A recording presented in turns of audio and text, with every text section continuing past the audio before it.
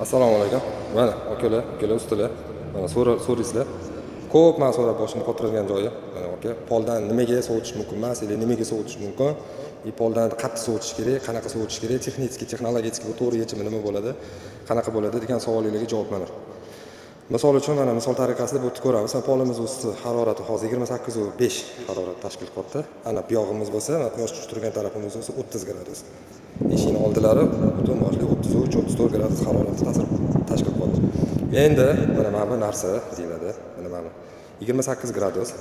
Bu mo'tadil 22-23 gradus harorat salqinlik bo'lib turish uchun poldan salqin qilish, sovutish deyilmaydi. Poldan salqinni ushlash. Bu asosiy maqsad bu quyosh quyosh tushadigan joyi pol issiqlik bermasligi uchun. Pol kilovat issiqlik chiqarmaslik maqsadi asosiy.